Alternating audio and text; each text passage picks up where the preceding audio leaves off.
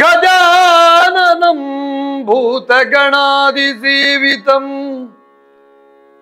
ಕಪಿತ್ತ ಜಂಬೂ ಫಲಸಾರ ಭಕ್ಷಿತಂ ಉಮಾಸುತಂ ಶೋಕ ವಿನಾಶ ಕಾರಣಂ ನಮಾಮಿ ವಿಘ್ನೇಶ್ವರ ಪಾದ ಪಂಕಜಂ.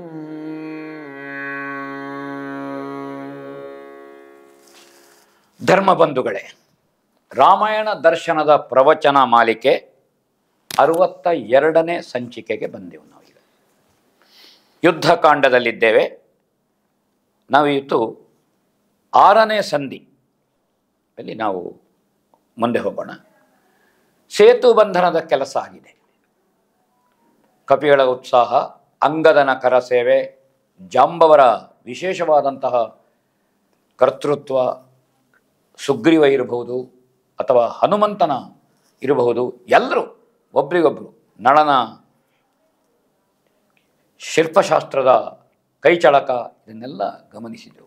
ದೇವತೆಗಳ ಸಹಕಾರ, ಕಪಿಗಳ ಅತ್ಯುತ್ಸಾಹದ ಅನೇಕ ಸಂದರ್ಭಗಳಲ್ಲಿ ಬ್ರಹ್ಮದೇವರೋ ಶಿವದೇವರೋ ದೇವೇಂದ್ರನೋ ಬಂದು ಅವರ ವಿವೇಕವನ್ನು ಹೇಗೆ ಜಾಗೃತಗೊಳಿಸಿದರು ಅಂತ ನಾವು ನೋಡಿದ್ದೇವೆ.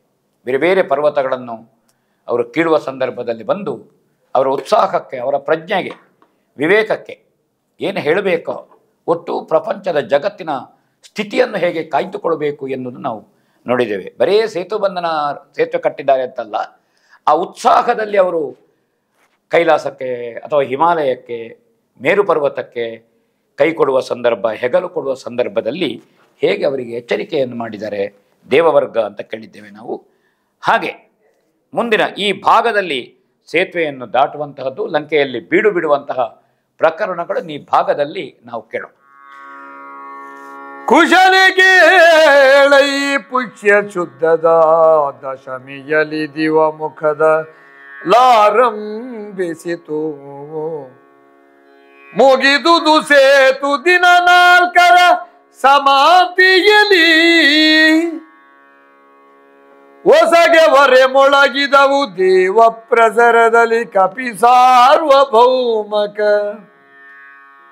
ಸಾರ್ವಭೌಮಕ ನಸುರ ಹರ ನಿದ್ದಿಡಿಗಿ ಬಂದನು ಭಟರ ಗಡನದಲ್ಲಿ. ಕುಶನ ಕೀಳಿ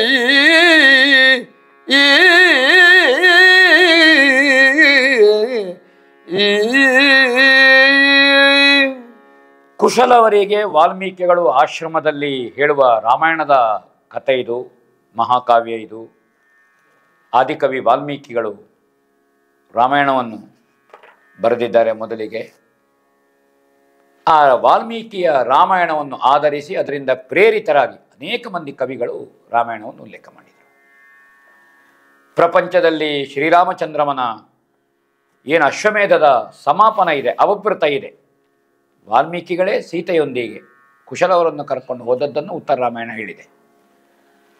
ವಾಲ್ಮೀಕಿಗಳ ನಿರೀಕ್ಷೆಯಂತೆ ಈ ಕಾವ್ಯ ವಾಚನಕ್ಕೆ ರಾಮನ ಹತ್ರ ಅವಕಾಶ ಕೇಳಿದರು. ಹಾಗೆ ಕುಶಲವರು ಗಮಕಿಗಳಾಗಿ ಮೊದಲು ಕಾವ್ಯ ವಾಚನವನ್ನು ಮಾಡ್ತಾರೆ. ಹಾಗೆ ಜಗತ್ತಿನಲ್ಲಿ ಮೊದಲ ಗಮಕಿಗಳು ಕುಶಲವರು ಅಂತ ಒಂದು ಉಲ್ಲೇಖ ಇದೆ, ವಿದ್ವಾಂಸರ ಅಭಿಪ್ರಾಯ ಇದೆ. ಅವರು ರಾಮನ ಮುಂದೆ ಇದನ್ನು ಹಾಡುವಂತಹದ್ದು. ಬಹಳ ಸಂತೋಷ ಆಯಿತು ರಾಮನಿಗೆ. ಸಂತೋಷ ಆಗಿ ಅಲ್ಲೇ ರಾಮ ಕೇಳ್ತಾನೆ, ಏನು ಪಾರಿತೋಷಕ ಕೊಡಬೇಕು ಅಂತ. ಆಗ ವಾಲ್ಮೀಕಿಗಳು ಹೇಳ್ತಾರೆ, ಇವರ ಯೋಗ್ಯತೆಗೆ ನೀವು ಬೇರೆ ಏನನ್ನೂ ಅಲ್ಲ, ಇಡೀ ಅಯೋಧ್ಯೆಯನ್ನೇ ಕೊಟ್ಟರೆ ಅದು ಕಡಿಮೆ ಅಂತ. ಆಶ್ಚರ್ಯ ಆಯಿತು ರಾಮನಿಗೆ. ಏನು ಒಗ್ಗಟ್ಟಾಗಿ ಹೇಳ್ತೀರಿ ಮಹಾಮುನಿಗಳೇ, ಅಯೋಧ್ಯೆಯನ್ನು ಈ ಮಕ್ಕಳಿಗೆ ಮತ್ತೆಂಥದ್ದು, ಅದಕ್ಕಿಂತ ಹೆಚ್ಚಿನ ಯೋಗ್ಯತೆ ಉಂಟು ಅವರಿಗೆ ಅಂತ ಹೇಳಿದರು. ಇದರ ಉತ್ತರದಾಯಿತ್ವ ಉಂಟು, ಅಯೋಧ್ಯೆಯ ಉತ್ತರದಾಯಿತ್ವ ಉಂಟು. ಸೀತೆಯ ಮಕ್ಕಳು ನಿನಗೆ ಏನಾಗಬೇಕು ಅಂತ ಕೇಳ್ತಾರೆ ಅವರು. ಆವಾಗ ರಾಮನಿಗೆ ಗೊತ್ತದ್ದು, ಗರ್ಭಿಣಿಯಾದ ಸೀತೆ, ಅವಳನ್ನು ನಾನು ತೊರೆದಿದ್ದೇನೆ, ಹಾಗಾದರೆ ಪರೀಕ್ಷೆ ಮಾಡಬೇಕು ಅಂತ ಸೀತೆಯ ಗರ್ಭಕ್ಕೆ ವಿಜೃಂಭಕಾಸ್ತ್ರದ ಉಪದೇಶ ಮಾಡಿದ್ದ ರಾಮ ತುಂಬ ಗರ್ಭಿಣಿಗೆ. ಅದನ್ನು ಪ್ರಯೋಗ ಮಾಡಿದರೆ ನಾನು ನನ್ನ ಮಕ್ಕಳು ಅಂತ ಒಪ್ಪುತ್ತೇನೆ ಅಂತ ಪ್ರಮಾಣೀಕರಿಸ್ತಾನೆ. ಮಕ್ಕಳು ವಿಜೃಂಭಕಾಸ್ತ್ರವನ್ನು ಪ್ರಯೋಗ ಮಾಡ್ತಾರೆ. ಅದರ ಉಪಸಂಹಾರ ಮಾಡುವ ಮಂತ್ರವನ್ನು ರಾಮ ಹೇಳಿರಲಿಲ್ಲ, ರಾಮ ಉಪಸಂಹಾರ ಮಾಡ್ತಾನೆ. ಇದು ಉತ್ತರಾಖಂಡದಲ್ಲಿ ಬರುವಂತಹ ಸಂಗತಿಗಳು. ಹಾಗೆ ಕುಶಲವರಿಗೆ ವಾಲ್ಮೀಕಿ ಕಥೆಯನ್ನು ಹೇಳುವಂತಹದ್ದು. ಸೇತು ಬಂಧನಾಗಿದೆ. ಪುಷ್ಯ ಮಾಸದ ಶುಕ್ಲ ಪಕ್ಷದ ದಶರಮಿಯಲ್ಲಿ ಆರಂಭ ಆಗಿ ಮತ್ತೆ 4 ದಿವಸ ಸೇತುವೆ ನಡೆಯಿತು ಕಟ್ಟುವ ಕೆಲಸ. ಹಾಗೆ ಒಟ್ಟು 5 ದಿವಸದಲ್ಲಿ ಚತುರ್ಥಿಯಲ್ಲಿ ಅದು ಚತುರ್ದಶಿಯ ದಿವಸ ಮುಗಿಯಿತು ಅಂತ ಉಲ್ಲೇಖ ಇದೆ. ಅದನ್ನು ನಾನು ಹಿಂದಿನ ಸಂಚಿಕೆಯಲ್ಲಿ ಹೇಳಿದ್ದೇನೆ, ಯಾವ ಯಾವ ದಿವಸ ಎಷ್ಟೆಷ್ಟು ಯೋಜನೆ ಕಟ್ಟಿಕೊಂಡು ಹೋದರು ಅಂತ. ಮಂಗಳವಾದ್ಯ ಮೊಳಗಿತು, ಸುಗ್ರೀವನ ಸೈನ್ಯ ರಾಮನ ಬಳಿಗೆ ಬಂತು, ಕರುಣಾಸಾಗರಕ್ಕೆ ಕೇಳು, ಸಾಗರಕ್ಕೆ ಸೇತುವೆ ಕಟ್ಟಿಯಾಯಿತು ಅಂತ ಸುಗ್ರೀವ ವಿನಂತಿ ಮಾಡಿಕೊಂಡ ರಾಮನ ಹತ್ರ. ಸಾಗರಕ್ಕೆ ಸೇತು ಬಂಧನದ ಕೆಲಸ ಆಯಿತು ಅಂತ ರಾಮನಿಗೆ ಹೇಳ್ತಾನೆ. ಸಂತೋಷ ಆಯ್ತಂತೆ, ಹರ್ಷಿತನಾದನಂತೆ ರಾಮ. ಉನ್ನತಾಸನದಿಂದ ಕೆಳಗಿಳಿದು ಬಂದನಂತೆ. ದೇವತೆಗಳು ಜಯ ಜಯ ಹೇಳಿದರು. ಸೂತ ವಂದಿ ಮಾಗದಾದಿಗಳು ಜಯಕಾರ ಹಾಕಿದರು. ಹಾಗೆ ದಿರುರೆ ಪಾಯವದು ಹನುಮಂತ ಹೇಳ್ತಾನೆ ಅಂತ ಅಪ್ಪಣೆ ಆಗಬೇಕು, ಇನ್ನೇನು ಮುಂದೆ ಆಜ್ಞೆ ಆಗಬೇಕು. ಹೀಗೆ ಬಾರಿಯ ಸೇತುವೆಯ ಬಳಿಗೆ ರಾಮ ಬರ್ತಾನೆ ನಡ್ಕೊಂಡು. ಚಂದ್ರನಂತೆ ಒರೆಯನ್ನು ಕಳಚಿದ ಕತ್ತಿಯಂತೆ, ವರುಣನ ಪಟ್ಟಣದ ದಾರಿಯಂತೆ, ಶತ್ರು ರಾವಣನನ್ನು ಕರೆದು ಹೊಡೆಯಲು ನೀಡಿದ ಮೃತ್ಯುವಿನ ಕೈಯಂತೆ ಅಸಾಮಾನ್ಯವಾದ ಮಹಾಸಾಗರದ ಸೇತುವೆಯು ರಾಮನ ಎದುರಿನಲ್ಲಿ ಕಂಗೊಳಿಸಿತು. ಸೇತುವೆಯೇ ಆಯುಧವಾಗಿ ಕಂಡಿತಂತೆ.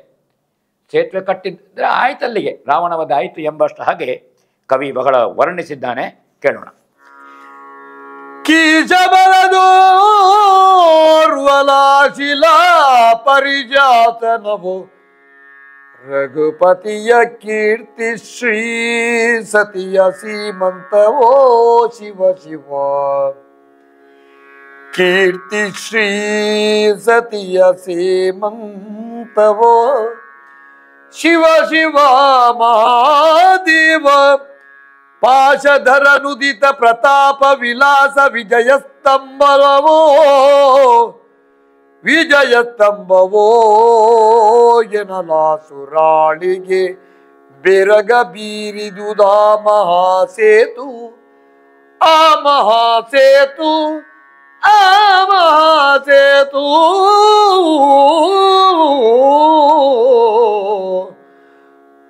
ಕೀಜಬಲದೊಳು. ಅಸಾಮಾನ್ಯವಾದಂತಹ ಸೇತುವೆಯಲ್ಲಿರುವಂತಹ ಉಪಮೆಯನ್ನು, ಅಲಂಕಾರವನ್ನು ಕವಿ ಬಹಳ ಸೊಗಸಾಗಿ ಹೇಳ್ತಾನೆ ಇಲ್ಲಿ. ವಾನರ ಸೈನ್ಯದ ತೋಳುಬಲವನ್ನು ಕೊಂಡಾಡುವ ಶಿಲಾಶಾಸನವೋ. ನೋಡಿ ಏನು ವಾನರ ತೋಳುಬಲ ಏನುಂಟು, ಅವರ ಕರ್ತೃತ್ವ ಏನುಂಟು, ಅದಕ್ಕೆ ಶಿಲಾಶಾಸನದಂತೆ ಇದೆ. ಇದು ಒಂದೊಂದು ಶಿಲೆಯು ಅವರ ಕರ್ತೃತ್ವದ, ಅವರ ರಾಮಸೇವೆಯ, ಅವರ ತ್ರಿಕರಣಾಂತಕಗಳ ಶುದ್ಧ ಭಾವನೆಯ ದುಡಿಮೆಗೆ ಸಂಕೇತವಾಗಿದೆ ಅಂತ ಕವಿ ಹೇಳ್ತಾನೆ.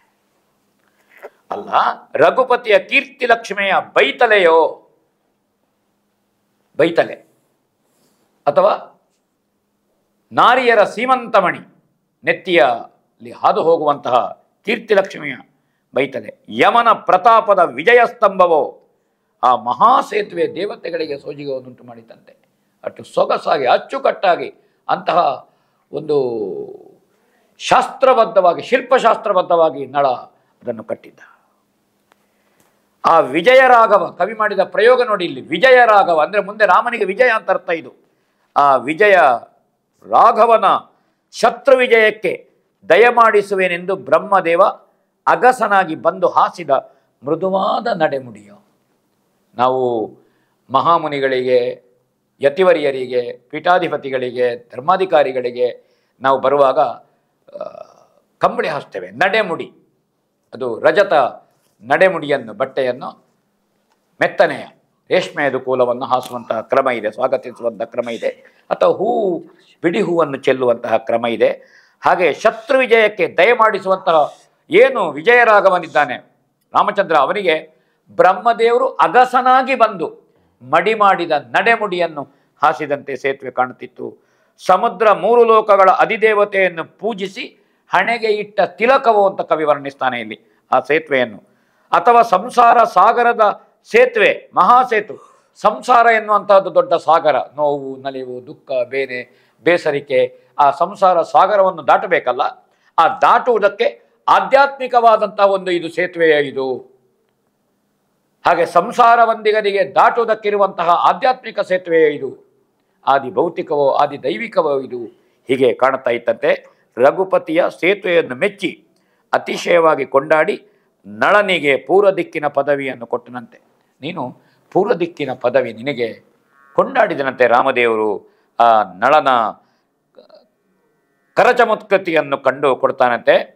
ಗುಡುಗುವ ಮೋಡವನ್ನು ಕಂಡ ಸಮುದ್ರದಂತೆ ವಾನರ ಸೈನ್ಯ ಹೊರಟಿತು. ಇನ್ನೇನು ಆಕಾಶದಲ್ಲಿ ದೇವತೆಗಳು ನಗಾರಿ ಬಾರಿಸಿದವು, ಗೊತ್ತಾಯಿತು. ಹಾಗೆ ಮುಂದೆ ನಳನ ನೇತೃತ್ವದಲ್ಲಿ ಇನ್ನೆಲ್ಲರೂ ಹೊರಡುವುದು ಅಂತಲ್ಲ ಆಲೋಚನೆ ಮಾಡಿದ್ರಂತೆ. ಕೇಳೋಣ. ಬಲದ ಮುಂಗುಡಿ ನೀಲನದು ಪಿಂಗಲಿಯ ಕಾಹು ಸುಷೇಣನದು ತದ್ಬಲದ ಮೇಲಾರೈಕೆ ನಳ ಜತ ಬಲಿಗವಾಚರದು ಕಳರ ಕಳ್ಳೇರುಗಳ ಮೈಗಾವಲು ವಿಭೀಷಣ ದೇವನದು ಪಡಿಬಲದ ತೆರಳಿಕೆ ಕೇಸರಿಯ ವಶವಾಯ್ತು ಪಯಣದಲ್ಲಿ.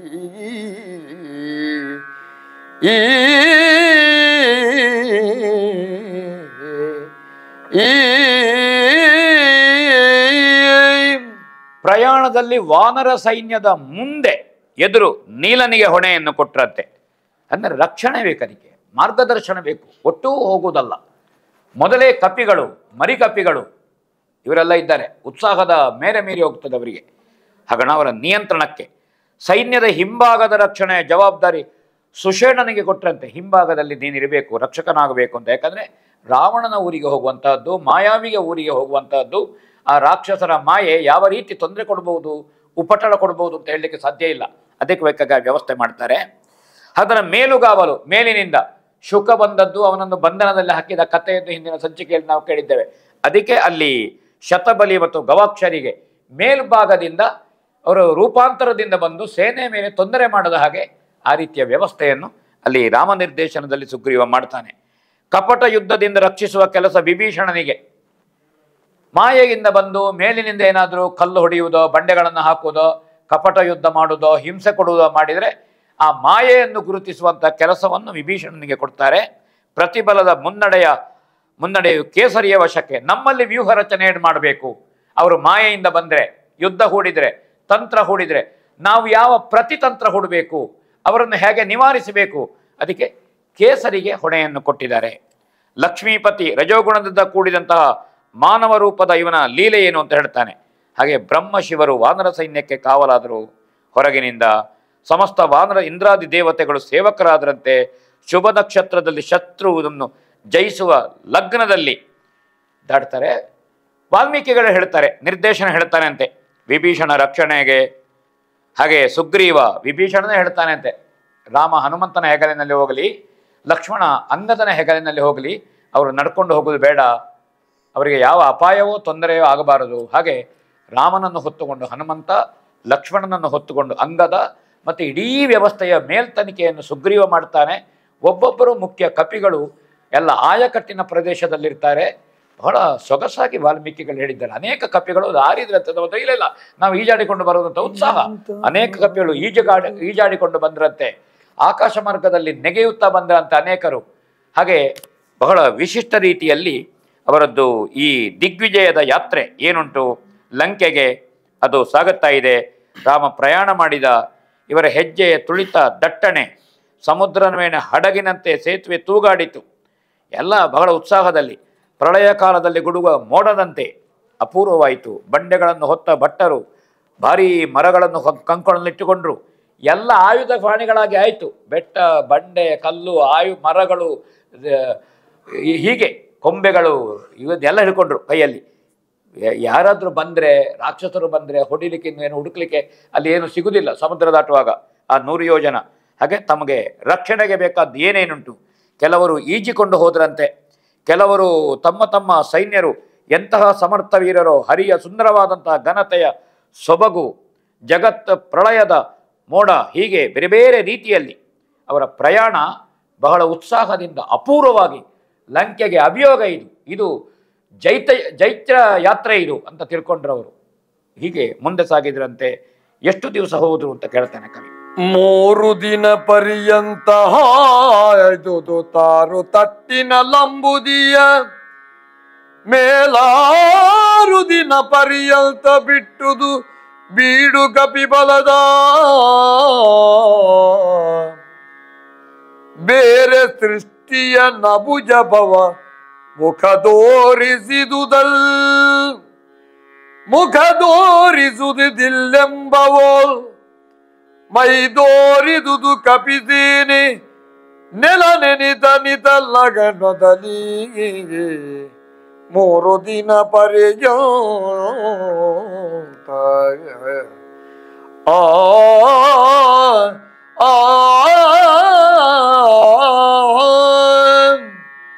ಹಗಲು ರಾತ್ರಿ ಎನ್ನದೇ ಪ್ರಯಾಣ ಮಾಡಿದ್ರು, ವಿಶ್ರಾಂತಿ ಇಲ್ಲದೆ ಪ್ರಯಾಣ ಮಾಡಿದ್ದಾರೆ. 3 ದಿವಸದಲ್ಲಿ ದಾಟಿದ್ರಂತೆ. ರಾಮಾಯಣಗಳಲ್ಲಿ ಬೇರೆ ಬೇರೆ ಉಲ್ಲೇಖ ಇದೆ. 3 ದಿವಸ ಅಂತ ಹೇಳ್ತಾರೆ. 4 ದಿವಸ ಸೇತುವೆಯನ್ನು ಕಟ್ಟಲಿಕ್ಕೆ ಬೇಕಾಯಿತು, ಸೇತುವೆ ದಾಟಲಿಕ್ಕೆ 6 ದಿವಸ ಬೇಕಾಯಿತು ಅಂತ ಉಲ್ಲೇಖ ಇದೆ. ಹಾಗೆ ಒಂದೊಂದು ರಾಮಾಯಣದಲ್ಲಿ ಒಂದೊಂದು ರೀತಿಯ ಅಂಕೆ ಸಂಖ್ಯೆಗಳಿದೆ. ಅದು ನಮಗೆ ಮುಖ್ಯ ಅಲ್ಲ. ಸೇತು ಬಂಧನ ಮಾಡಿದ್ದಾರೆ, ಹಾಗೆ ಸೇತುವೆಯನ್ನು ದಾಟಿದ್ದಾರೆ ಎನ್ನುವುದು ಬಹಳ ಮುಖ್ಯ. ಮೊದಲ ಕಪಿ ಸೇತುವೆಗೆ ಕಾಲಿಟ್ಟು ಕೊನೆಯ ಕಪಿ ಸೇತುವೆಯಿಂದ ಕಾಲು ತೆಗೆಯುವಾಗ 6 ದಿವಸ ಬೇಕಾಯಿತು ಅಂತ ಉಲ್ಲೇಖ ಇದೆ. ಹಾಗೆ ಬೇರೆ ಬೇರೆ ರೀತಿಯಿಂದ ಇದೆ. 6 ದಿವಸಗಳವರೆಗೆ ಅಲ್ಲಿ ಪಾಳಯವನ್ನು ಹಾಕಿದ್ರಂತೆ, ಹೋಗಿ ಬಿಡಾರ ಹೂಡಿದ್ರಂತೆ. ಇಷ್ಟು ಮಂದಿಗೆ ಆಗಬೇಕಲ್ಲ. ಸುವೇಲಾದ್ರಿಯ ಬುಡದಲ್ಲಿ ಅವರು ಬಿಡಾರ ಹೂಡ್ತಾರೆ. ಹಾಗೆ ಬ್ರಹ್ಮ ಸೃಷ್ಟಿ ಕಾರ್ಯಕ್ಕೆ ಎಲ್ಲ ಬೇಕಾದ ಹಾಗೆ ನೆರವಾದನಂತೆ. ಇಲ್ಲಿ ಮುಂಗಾರಿನ ಮೋಡಗಳು ಗುಡುಗಿನಂತೆ ಗದ್ದಲ ಮಾಡುತ್ತಾ ಬೆಟ್ಟ ಮರಗಳನ್ನು ಸಿದ್ಧಪಡಿಸಿದಂತೆ. ಕಪಿ ಸೈನ್ಯ ಅಲ್ಲಿ ಪ್ರಯಾಣ ಹೊರಟಿತು. ಸಾಗರವು ಮೇರು ಪರ್ವತದ ಮೇಲೆ ಬಿದ್ದು ಅಪ್ಪಡಿಸುವಂತೆ ಎಲ್ಲ ಒಟ್ಟು ಅವರಿಗೆ ಲಂಕೆ ರಾಕ್ಷಸ ಊರು ಅಂತ ಇಲ್ಲ. ಕಪಿಗಳಿಗೆ ಅತ್ಯುತ್ಸಾಹ. ಇವತ್ತೇ ಯುದ್ಧಕ್ಕೆ ಅಪ್ಪಣೆ ಕೊಟ್ಟರು ತಯಾರೇ ಕಪಿಗಳು. ಎಲ್ಲ ಸಿದ್ಧಗಳು ತಯಾರಾಗಿದ್ದಾರೆ. ಯಾವಾಗ ಯುದ್ಧ? ಇವತ್ತೇ ಮಾಡುವನ, ಮುಗಿಸಿಬಿಡುವ, ಬಂದ ಬೇಗ ಯುದ್ಧ, ಮತ್ತೆ ಪುನಃ ಊರಿಗೆ ಹೋಗಬಹುದಲ್ಲ. ಸೀತಾ ಬಂಧನ ವಿಮೋಚನೆ ಚರಮಲಕ್ಷ್ಯವಾಗಿದ್ದುಕೊಂಡು ರಾವಣಾದಿಗಳ ದುಷ್ಟರ ವಧೆಯನ್ನೇ ತಮ್ಮ ಕಾರ್ಯ ಸಾಧನೆ ಅಂತ ತಿಳ್ಕೊಂಡು, ಅದಕ್ಕಿಂತ ದೊಡ್ಡ ರಾಮ ಸೇವೆ ಇಲ್ಲ ಅಂತ ತಿಳ್ಕೊಂಡ ಕಪಿಗಳು ಅತ್ಯಂತ ಉತ್ಸಾಹದಲ್ಲಿ, ಅದು ಶತ್ರುಗಳ ಊರು, ಹೊಸ ಪ್ರದೇಶ ಎಂಬ ಯಾವ ಕಲ್ಪನೆ ಇಲ್ಲ, ದಾಕ್ಷಿಣ್ಯ ಇಲ್ಲ ಅವರಿಗೆ. ಬೇಕಾದಂತೆ ಅಲ್ಲಿ ಸ್ವೇಚ್ಛೆಯಾಗಿ ಅವರು ಅಲ್ಲಿ ವ್ಯವಹರಿಸಿದರು ಅಂತ ಕವಿ ಹೇಳುತ್ತಾನೆ. ಕಾವಲು ಕಾಯುತ್ತಿದ್ದ ರಾಕ್ಷಸ ಯೋಧರ ತಲೆಗಳನ್ನು ಕತ್ತರಿಸಿ ಹಾಕಿದ್ರು ತುರುವೆ ಕಪಿಗಳು. ರಾಮನ ಹತ್ರವೂ ಕೇಳಲಿಲ್ಲ, ಸುಗ್ರೀವನ ಹತ್ರ ಕೇಳಲಿಲ್ಲ. ಅಲ್ಲಿ ಕಾವಲು ಕಾಯುವರೆಲ್ಲ ಹೊಡೆದದ್ದೇ. ಎಲ್ಲ ಅಲ್ಲಿ ಅವರನ್ನು ಬಡಿದು ಅಮರಿಸಿದ್ದೆ. ಅವರ ಕತ್ತುಗಳನ್ನು ಕಡಿದ್ರಂತೆ. ಅವರ ಮೂಗಿಗೆ, ಮುಖಕ್ಕೆ ಒಟ್ಟು ಬಡದದ್ದೇ ಅವರನ್ನೆಲ್ಲ.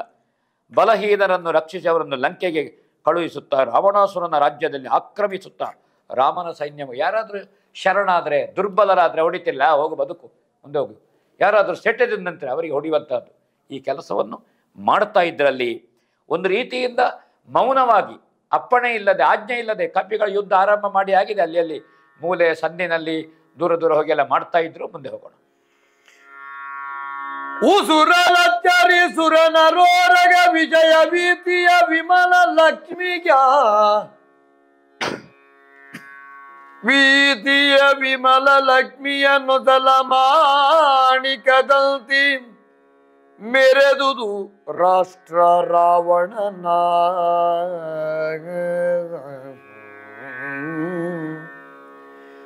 ಪಶುಗಳೇ ಸುರ ಪಶು ಮಹೀಜ ಪ್ರಸರವೇ ಗೀರ್ವಾಣ ಕುಜ ಘನ ರಸವೇ ನಿರೂಪಮ ಸಿದ್ಧ ರಸವೇನೆ ಸಕಲ ವಿಭವದಲ್ಲಿ ಈ ರಾವಣನ ರಾಷ್ಟ್ರ ಮೆರೆದುದು.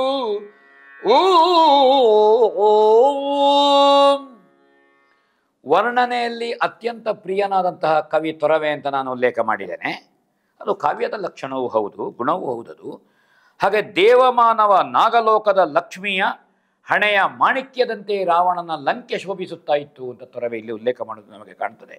ಇಲ್ಲಿ ಹಸುಗಳೆಲ್ಲ ಕಾಮಧೇನುಗಳು ಹೇಳ್ತಾನೆ ಕವಿ. ಇಲ್ಲಿ ಮರಗಳೆಲ್ಲ ಕಲ್ಪವೃಕ್ಷಗಳು, ಸತ್ವಯುತವಾದ ರಸಗಳೆಲ್ಲ ಸಿದ್ಧರಸಗಳು. ಇದು ಶೋಭಿಸುತ್ತಿತ್ತು ರಾವಣನ ರಾಜ್ಯ. ಇಡೀ ನೆಲದಲ್ಲಿ ಭತ್ತದ ಪೈರು, ಹಾಗೆ ಬಂಜರು ಭೂಮಿಗಳಿಲ್ಲ ಇಲ್ಲಿ, ಅದೆಲ್ಲ ಭತ್ತದ ಪೈರುಗಳಿತ್ತು, ಕೃಷಿ ಇತ್ತು. ಹೊಲಗಳೆಲ್ಲ ಕಬ್ಬಿನ ವನಗಳಾಗಿತ್ತು. ಪರ್ವತಗಳೆಲ್ಲ ನಂದನವನಗಳು, ಕ್ರೀಡಾ ಪರ್ವತಗಳು ಮಹಾಪರ್ವತಗಳು ಅಂತ ಹೇಳ್ತಾನೆ. ಹಾಗೆ ದಾರಿಗಳು ಪಟ್ಟಣಮಯ, ದಿಕ್ಕುಗಳು ಮಂದ ಮಾರುತಮಯ, ಕುಬೇರನ ಸಹೋದರನ ರಾವಣನ ರಾಜ್ಯ ಅಂತ ಇಲ್ಲಿ ಕವಿ ಬಹಳ ಸೊಗಸಾಗಿ ವರ್ಣಿಸಿದ್ದು ಕಾಣ್ತದೆ ನಮಗೆ.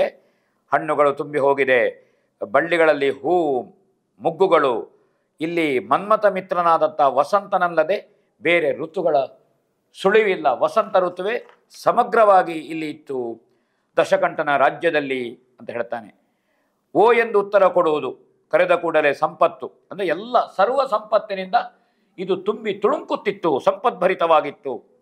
ರಾಜ್ಯಭಾರದ ಕ್ರಮ ಹಿರಿಮೆ ಬಲಿಯ ರಾಜ್ಯದ ವೈಭವಕ್ಕೆ ಸರಿಜೋಡಿಯಾಗಿತ್ತು. ಬಲಿಯ ರಾಜ್ಯದಲ್ಲಿ ಬರಗಾಲವಿಲ್ಲ, ಮರುಭೂಮಿ ಇಲ್ಲ, ಅದೇ ರೀತಿ ಇತ್ತು ಅಂತ ಹೇಳ್ತಾನೆ. ಲಂಕೆಯ ಸಂಪತ್ತಿನಲ್ಲಿ ಲಂಕೆಯ ಒಡೆಯ 3 ಲೋಕಗಳಿಗೆ ಯಾರು ಸಮ ಅಂತ ಹೇಳ್ತಾನೆ. ಅದನ್ನು ಕವಿ ಹೊರಳಿದ್ದಾನೆ. ಸಂಪ್ರದಾಯದ ರೀತಿಯಲ್ಲಿ ನಡೆಯುತ್ತಿದ್ದ ಏನಿದೆ ರಾಜರುಗಳ ಲಂಕೆ, ಇದು ಬಹಳ ಪಟ್ಟಣ, ಊರು, ಪುರ, ಗ್ರಾಮ ಎಲ್ಲ ಕಪಿ ಸೈನ್ಯದ ರಭಸದ ದಾಳಿಯಲ್ಲಿ ಭೂಮಿಯು ವ್ಯಾಪಕವಾಗಿ ಧೂಳಿನಲ್ಲಿ ಮುಚ್ಚಿ ಹೋಯಿತು. ಏನು ಸಂಪತ್ತಿರಲಿ, ಏನು ಸೌಂದರ್ಯ ಇಲ್ಲಿ, ಸಂಪದ್ಭರಿತವಾಗಿರಲಿ, ಕಪಿಗಳಿಗೆ ಲಕ್ಷ್ಯವೇ ಅಲ್ಲ. ಅವರು ರಾವಣನ ಮೇಲಿನ ದ್ವೇಷದಿಂದ ಒಟ್ಟು ಹೋದದ್ದೇ ಅಲ್ಲಿ ಕಂಡಲ್ಲಿ ಸ್ವೇಚ್ಛೆಯಿಂದ ತಮ್ಮ ಇಚ್ಛಾಪೂರ್ತಿ ಅಲ್ಲಿ ಕಪಿಗಳು ಓಡಾಡಿದರು. ಅದರಿಂದ ಧೂಳೆಬ್ಬಿತು, ಮುಸುಕಾಯಿತು ಅಂತ ಹೇಳ್ತಾನೆ. ಮುಂದೆ ಹೋಗೋಣ. ಪಯಣಕ್ಕೆ ನಿಮ್ಮ ಸೀತಾ ಪ್ರಿಯನ ಬೀಡಿಕಿಗರ ಮನೆಯ ಹರಿಹಯನ ನೇಮದಲವ ಅಮರವರ್ಧಕಿ ಮಾಡಿದನು ಮನದ ಭಯವ ನುಳಿದ ಮರೇಂದ್ರ ನಾ ಪಾಳೆಯಗೆ ಕಲ್ಪದ್ರುಮದ ಫಲ ಸಮುದಯದ ಕಳುಗು ತೀರ್ಧ ನನು ಚರರಿಂದ ನಂದನದ ಪಯಣಕ್ಕೆ ನಿಮ್ಮ ಸೀತಾ ಪ್ರಿಯನ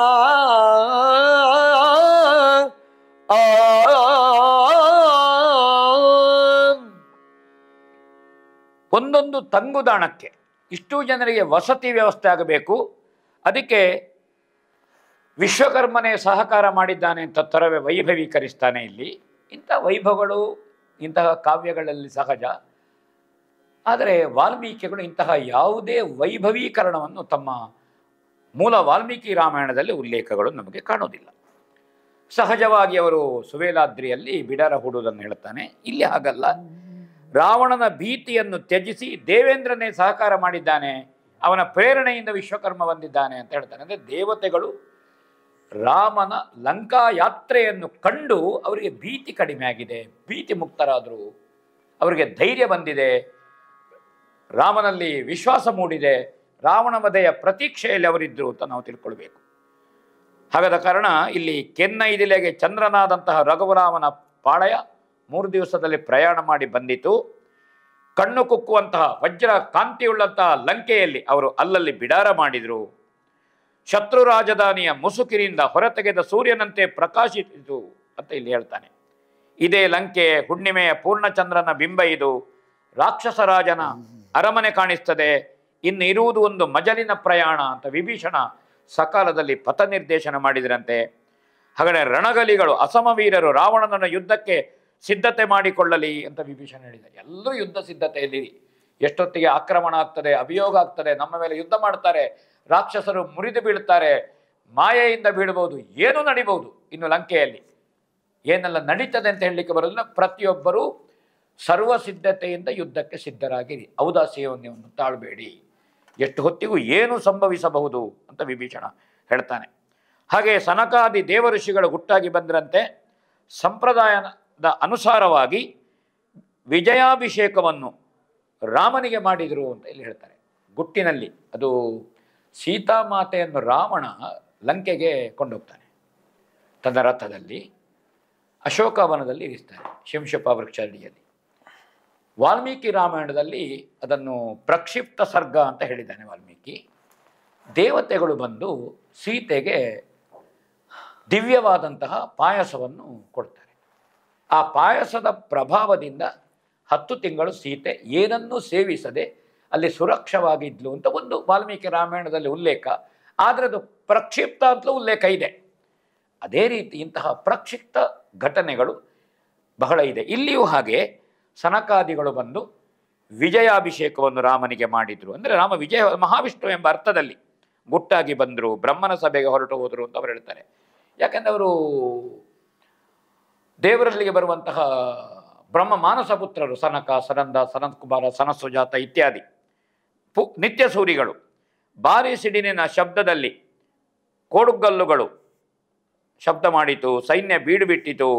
ಇದು ರಾವಣಾಸುರನ ಸಭೆಯಲ್ಲಿ ಸುದ್ದಿ ಆಯಿತು ಅಂತ ಹೇಳಿದರು. ಹಾಗೆ ಅವ ಸಾರಣನನ್ನು ಕಳಿಸ್ತಾರಂತೆ ಅಲ್ಲಿಗೆ ದೂತರನ್ನು. ಆ ದೂತರು ಬರುವುದು ಹೇಗೆ ಬರ್ತಾರೆ ಏನು ಕೇಳಿ. ದೂತರಹುದೇ ಎಲ್ದು ರಿಪು ನಿರ್ಧೂತ ಧೂಳಿ ಪಟಲ ರಿಪು ಸಗಜಾತನನು ಬೆಸಗೊಳ್ಳಲು ಕೈ ಮುಗಿದಂ ಜುತಹುದೆನಲ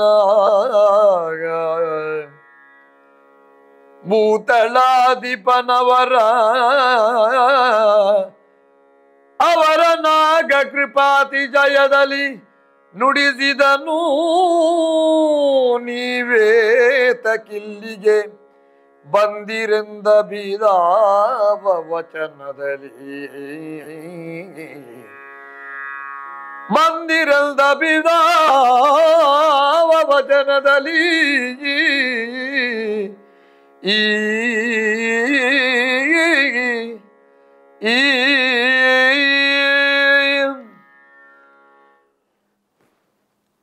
ನಾನು ಪ್ರಸ್ತಾಪೇನ ಹಿಂದಿನ ಸಂಚಿಕೆಯಲ್ಲಿ ಶುಕನನ್ನು ಹೇಳುವಾಗ ಸಾರಣನನ್ನು ಉಲ್ಲೇಖ ಮಾಡಿದ್ದೆ.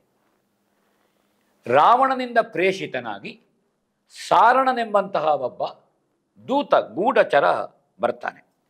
ಅವನು ವಾನರ ರೂಪಿನಿಂದ ಬಂದನಂತೆ. ಮೊದಲೇ ಬಂಧಿತನಾದಂತಹ ಶುಕ ಕಪಿಗಳ ಬಂಧನದಲ್ಲಿದ್ದಾನೆ.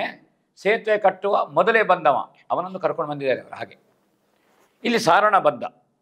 ಆ ದಿನ ರಾತ್ರಿ ಹಿಂದೆ ಬಂದಂತಹ ಯಾರು ಗೂಢಚರ ಶುಕ ಇದ್ದಾನೆ ಮತ್ತು ಆ ದಿನ ಬಂದಂತಹ ಕಪಿರೂಪದಿಂದ ಬಂದಂತಹ ಸಾರಣ, ಅವ ಗಿಳಿ ರೂಪದಿಂದ ಬಂದವ. ಇಬ್ಬರನ್ನು ಹಿಡಿದು ಒಟ್ಟು ಮಾಡಿ ರಾಮನ ಮುಂದೆ ತಂದು ನಿಲ್ಲಿಸಿದ್ರಂತೆ. ಕಪಿಗಳ ಒಡೆಯನಾದಂತಹ ಸುಗ್ರೀವ.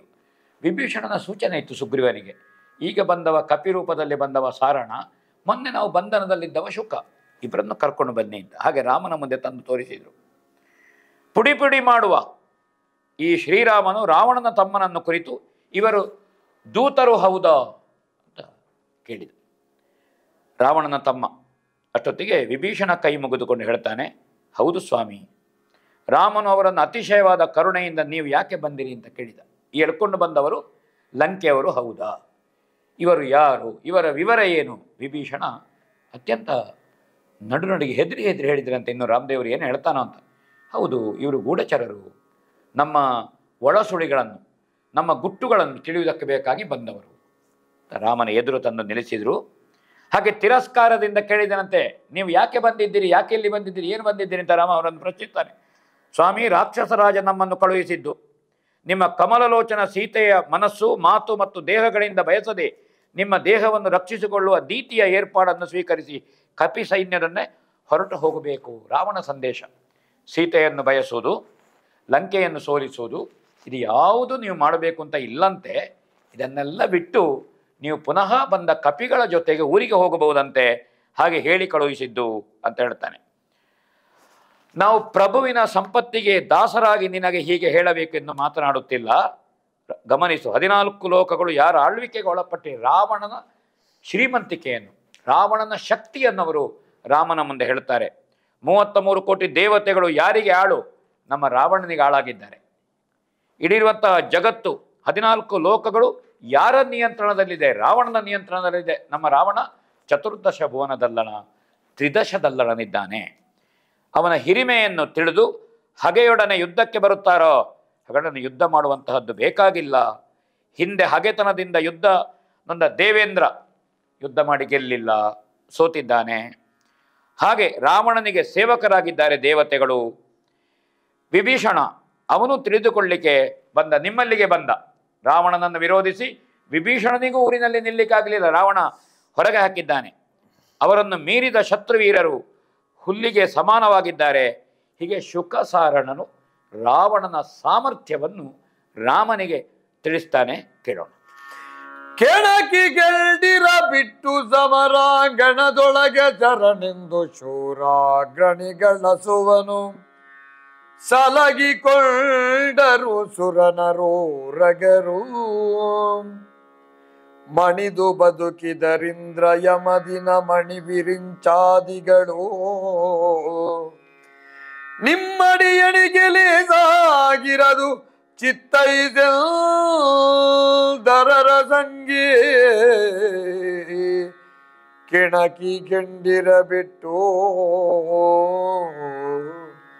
ಓ ಓ ಎಲ್ಲಿಯವರೆಗೆ ಅಂತ ಕೇಳಿದರೆ ರಾವಣನಲ್ಲಿ ದೇವತೆಗಳು, ಮಾನವರು, ಯಕ್ಷರು, ನಾಗಲೋಕದವರು ಇವರೆಲ್ಲ ತಮ್ಮ ಹೆಂಡತಿಯರನ್ನು ಬಿಟ್ಟು ರಣಾಂಗಣದಲ್ಲಿ ಶರಣಾಗಿದ್ದಾರೆ ರಾವಣನಿಗೆ. ಅಂದರೆ ತಮ್ಮ ಮನೆಯವರನ್ನು, ಹೆಂಡತಿಯನ್ನು ರಾವಣನ ವಶ ಕೊಟ್ಟಿದ್ದಾರೆ. ನಾವು ಬದುಕಿದರೆ ಸಾಕು ಅಂತ. ಅಂತಹ ವಿಕ್ರಮಿ ಮಾತ್ರ ಅಲ್ಲ, ಇಂದ್ರ, ಯಮ, ಸೂರ್ಯ, ಬ್ರಹ್ಮ ಇವರು ಯಾರು? ಇವರು ಸಮೇತ ಸೋತು ಶರಣಾಗಿದ್ದಾರೆ, ರಾವಣನಿಗೆ ಅನುಗ್ರಹಿಸಿದ್ದಾರೆ. ಯಾರೂ ರಾವಣನನ್ನು ಮೀರಿ ಬದುಕಲಿಕ್ಕೆ ಆಗಲಿಲ್ಲ. ಬಹಳ ಮಾತ್ಯಾಕೆ ಶ್ರೀರಾಮಚಂದ್ರಮ, ನಿಮ್ಮ ಮನೆತನದ, ನಿಮ್ಮ ಕುಟುಂಬದ ಅನರಣ್ಯ, ರಾಮನಿಗಿಂತ 22 ತಲೆಮಾರು ಹಿಂದಿನವ, ಅವನು ಸಹ ತನ್ನ ತಲೆಯನ್ನು ರಾವಣನಿಗೊಪ್ಪಿಸಿದ್ದಾನೆ. ಯಜ್ಞನಿರತನಾಗಿದ್ದನಂತೆ ಅನರಣ್ಯ. ರಾವಣ ದಿಗ್ವಿಜಯಕ್ಕೆ ಬರುವಾಗ ಯುದ್ಧಕ್ಕೆ ಕರೀತಾನೆ. ಇಲ್ಲ, ನಾನು ಉಪವಾಸ ವ್ರತದಲ್ಲಿದ್ದೇನೆ, ದೇಹದಲ್ಲಿ ಶಕ್ತಿ ಇಲ್ಲ, ನಾನು ಯಜ್ಞದಿಂದ ಮುಗಿಸಿ ಅವಭೃತ ಮಾಡಿ ನಾನು ಆಯುಧ ಸರ್ವಸನ್ನದ್ಧನಾಗಿ ಬರ್ತೇನೆ ಅಂತ ಹೇಳುವಾಗಲೂ ರಾವಣ ಕೇಳಲಿಲ್ಲ. ಅನರಣ್ಯ ಸನ್ನದ್ಧನಾಗಿ ಬಂದರೆ ರಾವಣನಿಗೆ ಗೆಲ್ಲಲಿಕ್ಕೆ ಸಾಧ್ಯ ಇಲ್ಲ. ಅದೇ ಸ್ಥಿತಿಯಲ್ಲಿ ಕಲಾದ ಉಪವಾಸದದ್ದಿಂದ ಅನ್ನಾಹಾರ ಮುಟ್ಟದೇ ಇರುವಂತಹ ಅನರಣ್ಯನನ್ನು ತಲೆ ಕಡಿತಾನೆ. ಯುದ್ಧದಲ್ಲಿ ಬಿದ್ದು ಪ್ರಾಣೋತ್ಕ್ರಮಣ ಸ್ಥಿತಿಯಲ್ಲಿ ಅನರಣ್ಯ ಶಪಿಸ್ತಾನೆ ರಾವಣನಿಗೆ. ನನ್ನ ಮನೆತನದ, ನನ್ನ ಕುಲದ, ನಾನು ಧರ್ಮಾನುಷ್ಠಾನ ಮಾಡಿದರೆ, ಸತ್ಯವನ್ನು ಆಡಿದರೆ, ನಾನು ಧಾರ್ಮಿಕ ಒಳ್ಳೆಯ ಆಡಳಿತವನ್ನು ಪ್ರಜಾನುರಾಗಿಯಾಗಿದ್ದರೆ, ನನ್ನ ಸತ್ಯಧರ್ಮ ನನ್ನಲ್ಲಿ ಉಂಟು ಅಂತಾದರೆ ನಮ್ಮ ಮನೆತನದ ದಾಶರಥಿ ನಾಮಕನಿಂದ ನಿನಗೆ ಮರಣ ಬರಲಿ ಅಂತ ಶಪಿಸಿರ್ತಾನೆ ಅನರಣ್ಯ. ಇದು ರಾಮಾಯಣದಲ್ಲಿ ಉಲ್ಲೇಖ ವಾಲ್ಮೀಕಿಗಳು ಮಾಡಿದ್ದಾರೆ.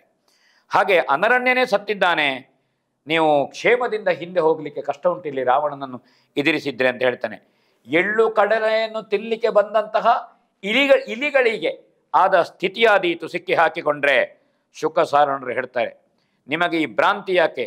ಈಶ್ವರ ಬ್ರಹ್ಮರನ್ನು ಲೆಕ್ಕಿಸದ ಈ ಚಾಪಲ್ಯ ಚಿತ್ತವೇ ಇರುವಂತಹ ಕಪಿಗಳನ್ನು ಹೊಂದಿಕೊಂಡು ಬಂದಿದ್ದೀರಲ್ಲ ರಾಮ, ಈ ಕಪಿಗಳಿಂದ ಏನು ಯುದ್ಧ ಗೆಲ್ತಿ? ಏನು ಇವರು ವೀರರು ಅಂತ ಕೇಳ್ತಾನೆ. ಮುಂದೆ ಹೋಗುವ. ಗಿರಿಯ ಪಡೆಗಲ್ಲಿವಕೆ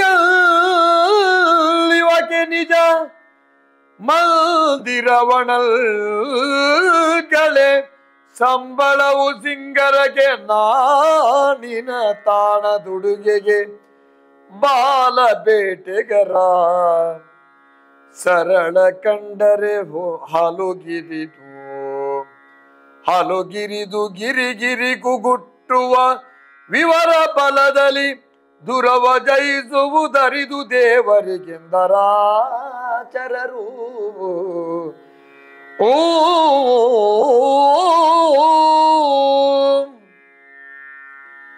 ಬೆಟ್ಟದ ಕಲ್ಲು ಪೊಟರೆಗಳಲ್ಲಿ ಅಡಗಿ ಕುಳಿತುಕೊಳ್ತಾವೆ ಈ ಕಪಿಗಳು. ಇವುಗಳಿಗೆ ಬೇರೆ ಮನೆಗಳಿಲ್ಲ. ದವಡೆಗಳಲ್ಲಿ ನಾಳೆಗಾಗಿ ಆಹಾರವನ್ನು ಬುತ್ತಿಯಾಗಿಟ್ಟುಕೊಳ್ತಾರೆ. ನಾಳೆಯನ್ನು ಕಾಯುವುದೇ ಇಲ್ಲ. ಒಂದು ಕ್ಷಣ ಮಾರ್ಗದ ನಿಮಿಷದಲ್ಲಿ ಚಪಲದಿಂದ ಅದನ್ನು ತಿಂದು ಮುಗಿಸ್ತಾರೆ. ಇವರಿಗೆ ನಾಳೆಗೆ ಆಹಾರ ಬೇಕು ಅಂತ ಇಟ್ಟುಕೊಳ್ಳುವಂತಹ ಪ್ರವೃತ್ತಿಯೂ ಇವರಿಗಿಲ್ಲ. ಗೌಪ್ಯ ಸ್ಥಳವನ್ನು ಇಟ್ಟುಕೊಳ್ಳುವುದಕ್ಕೂ ಇವರಿಗೆ ಬಾಲವೇ ಗತಿ. ಅಂದರೆ ಮೈಯಲ್ಲಿ ಬಟ್ಟೆ ಇಲ್ಲ ಅಂತ ಹೇಳ್ತಾನೆ. ಬಹಳ ಪ್ರೌಢ ಭಾಷೆಯಲ್ಲಿ ಬಟ್ಟೆಗಳೇ ಇಲ್ಲ ಇವರಿಗೆ ಮೈಯಲ್ಲಿ, ಬಿಟ್ಟ ಮೈಯಲ್ಲಿದ್ದಾರೆ. ಬೇಟೆಗಾರರನ್ನು ಕಂಡ್ರೆ ಹಲ್ಲು ಕಿರಿದು ಇವುಗಳು ಹಾರಿ ಓಡ್ತಾರೆ. ಇಂಥವರ ಸ್ವಾಮಿ ನಿನಗೆ ಸೈನಿಕರು ಹೇಳು, ಇವರಿಂದ ಏನು ಸಾಧಿಸುವುದಕ್ಕುಂಟು? ಯುದ್ಧ ಗೆಲ್ಲುವುದು ಬಿಡು, ಒಂದಷ್ಟು ಗ್ರಾಮಗಳನ್ನು, ಹಳ್ಳಿಗಳನ್ನು ಪಡ್ಕೊಂಡು, ಉಂಬಳಿಯನ್ನು ಪಡ್ಕೊಂಡು ಅನುಭವಿಸೋರಿದ್ದಾರೆ. ಅಸಾಧಾರಣ ಯುದ್ಧದಲ್ಲಿ ಸೇವಾ ಮನೋಭಾವದಲ್ಲಿ ಯುದ್ಧ ಮಾಡೋರಿದ್ದಾರೆ. ಇಂಥವರು ಇರುವುದು ಯಾರು ಅಂತ ಕೇಳಿದರೆ ಇವರು 100ಕ್ಕೋ 1000ಕ್ಕೋ ಒಬ್ಬ. ತ್ಯಾಗದಿಂದ, ದೇಶಪ್ರೇಮದಿಂದ, ಪ್ರಭುನಿಷ್ಠೆಯಿಂದ, ಪ್ರಭು ಸೇವೆಯಿಂದ ಪ್ರಾಮಾಣಿಕವಾಗಿ ಯುದ್ಧ ಮಾಡುವವರು 1000ಕ್ಕೊಬ್ಬ. ಊರನ್ನು ಪಡೆಯದೆ, ಉಂಬಳಿಯನ್ನು ಅನುಭವಿಸದೆ ಇರುವವರು ಯುದ್ಧದಲ್ಲಿ ಹೋರಾಡಿ ಸಾಯ್ತಾರ. ಇವರಿಗೆ ನಿನ್ನಿಂದ ಏನು ಪ್ರಯೋಜನ ಆಯ್ತು ಹೇಳು? ನೀನು ಉಂಬಳಿ ಬಿಟ್ಟಿದ್ಯಾ? ಅವರಿಗೆ ಆಹಾರ ಕೊಟ್ಟಿದ್ಯಾ? ಅವರಿಗೆ ನೆಲೆ ಕಲ್ಪಿಸಿದ್ಯಾ? ಏನೂ ಇಲ್ಲ. ಅವರಿಗೆ ನಿನ್ನ ಹಂಗಿಲ್ಲ, ಚಾಪಲ್ಯ ಮಾತ್ರ ಇರುವುದು. ಇವರನ್ನು ನಂಬಿಕೊಂಡು ನೀನು ಯುದ್ಧಕ್ಕೆ ಬಂದಿದ್ದೀಯಲ್ಲ, ವಿಚಾರ ಮಾಡು ಸರಿಯಾಗಿ. ಗುಪ್ತಚಾರರು ರಾಮನಿಗೆ ಹೇಳಿದ್ರಂತೆ, ಕಪಿ ಸೈನಿಕರು ಹಾಗಿರಲಿ, ಯುದ್ಧ ಆಗಲಿ, ರಾವಣನ ತಮ್ಮ ವಿಭೀಷಣ ನಿಮಗೆ ಬಹಳ ಹಿತವನೆಂದು ಮನಸ್ಸಿಗೆ ಅನ್ನಿಸಿದೆ. ಈ ವಿಭೀಷಣ ಇವ ಎಂಥವ? ಮಹಾಮೋಸದ ಜನ. ಎಣ್ಣೆ ಬರುವಾಗ ಗಾಣ ಮುರಿಯುವಂತೆ, ರಸ ಬರುವಾಗ ಕಬ್ಬಿನ ಜಳ್ಳೆ ಮುರಿದು ಹೋಗುವಂತೆ ಅಥವಾ ಗಾಣವೇ ಮುರಿದು ಹೋಗುವಂತೆ ಇವ ಮಹಾಮೋಸಗಾರ. ಇವ ಅಣ್ಣನಿಗೆ ಉಪಕಾರ ಮಾಡಲಿಲ್ಲ, ಅಣ್ಣನಿಗೆ ಕೈ ಕೊಟ್ಟಿದ್ದಾನೆ, ಕೊನೆಯ ಸಂದರ್ಭದ ಅಣ್ಣನ ಬಿಟ್ಟು ಬಂದಿದ್ದಾನೆ. ಆ ಕಾರಣದಿಂದ ಈತ ನಿಮ್ಮ ಕೈಯಿಂದ ಶತ್ರುವೀರರನ್ನು ಕೊಲ್ಲಿಸಿ ಕೊನೆಯಲ್ಲಿ ಮೋಸದಿಂದ ನಿಮ್ಮ ಒಳಹೊಕ್ಕು ಉಪಾಯ ಯೋಚಿಸಿ ಆಳುವ ರಾಜ್ಯವನ್ನು, ಈ ರಾವಣನ ಭೂಮಿ ಏನುಂಟು ಇದನ್ನೆಲ್ಲ ಸೀತಾ ಸಮೇತನಾಗಿ ಸೆಳ್ಕೊಳ್ತಾನೆ ಇವ. ನಿಮಗೆ ಇವನನ್ನು ನಂಬಬೇಡಿ. ಹಾಗಾದ ಕಾರಣ ಒಬ್ಬ ರಾವಣನನ್ನು ಗೆಲ್ತೇವೆ ಅಂತ ನೀವು ಬಂದರೆ ತಪ್ಪಾಗಿ ಹೋದೀತು, ಸೀತೆಯ ಪ್ರಾಪ್ತಿ ನಿಮಗೆ ಸಾಧ್ಯ ಇಲ್ಲ ಅಂತ ಹೇಳಿ ಮತ್ತು ಮುಂದೆ ಹೆಣ್ಣಿಗಾಗಿ ಅಣ್ಣನನ್ನು ಕೊಲ್ಲಿಸಿದವ ಇರುವುದಲ್ವೋ ಸುಗ್ರೀವನನ್ನು ಹೇಳ್ತಾನೆ. ಲಲನೆ ಗೋಸುಗರಣದೊಳಣ್ಣನ ಕೊಲಿಸಿದವ ನಂಗನೆಯ ಭೋಗಿಸಲದ ಲಗಿಗೊಡಲೊಡ್ಡುವನೇ ಹುಸಿಯದು ದೇವ ಚಿತ್ತೈಸು ದೇವಾ ಗಲಭೆಯನು ಗಲ್ಟಿಕ್ಕಿ ಹಾಗೆವನ ಕೊಳುಗುಳಗೆ ಗುರಿ ಮಾಡಿ ಮೆಲ್ಲನೆ ತೊಲಗುಳ್ಳವನೀ ಕಪೀಶ್ವರನೆಂದರರ ಸಂಘೇ ಲಲನೆ ಗೋಸುಗ ರಣದುಳ್ ಅಣ್ಣನ ಕೊಲಿಸಿದವ ಆ ಆ ಆ ಆ ರಾಮ ಆ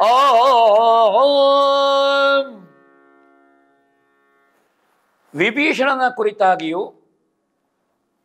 ಭೇದೋಪಾಯದ ಮಾತುಗಳನ್ನು ಹೇಳಿದರು.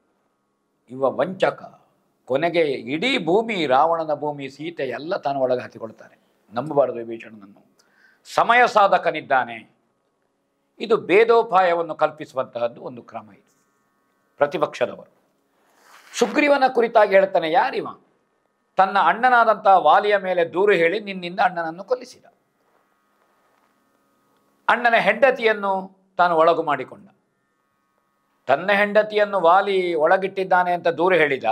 ವಾಲಿಯನ್ನು ಕೊಂದು ವಾಲಿಯ ಹೆಂಡತಿಯನ್ನು ತಾನಿಟ್ಟುಕೊಂಡ. ಅಂತಹ ದುಷ್ಟನಿದ್ದಾನೆ ಇವ, ಸಮಯ ಸಾಧಕನಿದ್ದಾನೆ. ಹೆಣ್ಣನ್ನು ಕೂಡಿ ಸುಖಿಸದೆ ಖಡ್ಗಕ್ಕೆ ದೇಹವನ್ನು ಒಡ್ಡುತ್ತಾನೆ ಇವ, ಹೇಳು. ಹಾಗಾದ ಕಾರಣ ಶತ್ರುವಿನನ್ನು ಯುದ್ಧಕ್ಕೆ ಗುರಿ ಮಾಡಿ ಮೆಲ್ಲಗೆ ಜಾರಿಕೊಳ್ಳುವ ಸುಗ್ರೀವ ರಾವಣನನ್ನು ನಿನ್ನನ್ನು ಎದುರು ಹಾಕಿಕೊಂಡು ತಾನು ಜಾರಿಕೊಳ್ಳುತ್ತಾನೆ ಅಂತ ಹೇಳ್ತಾನೆ. ಆಶ್ರಯಿಸಿ ಮೆಲ್ಲಗೆ ರಾಜಕಾರ್ಯದ ರೀತಿ ನಿಶ್ಚಯಿಸಿ ಯುದ್ಧವನ್ನುಂಟು ಮಾಡಿ ಪ್ರೇರೇಪಣೆ ಮಾಡಿದಾಗೆ ಮಾಡ್ತಾನೆ. ಆದರೆ ಕೊನೆವರೆಗೂ ಇವ ನಿನ್ನ ಜೊತೆಗಿರುವುದಿಲ್ಲ. ಇವನ ಕೆಲಸವನ್ನು ಇವ ಸಾಧಿಸಿಕೊಳ್ತಾನೆ ಅಷ್ಟೇ, ಬಿಟ್ಟರೆ ಬೇರೆ ಏನೂ ಇಲ್ಲ ಅಂತ ಹೇಳ್ತಾನೆ. ಸೀತೆ ದೊರಕುವುದು ಸುಳ್ಳು, ಕೈ ಹಾಕಿ ಸಿಕ್ಕಿಕೊಂಡ ಕೋತಿಗಳ ಕತೆ. ವರ್ತಮಾನದ ಊರಿನ ಸಾಮಾನ್ಯ ಸಂಗತಿಯನ್ನು ಇಲ್ಲಿ ತಂದಿದ್ದಾನೆ. ಕೋತಿಗಳು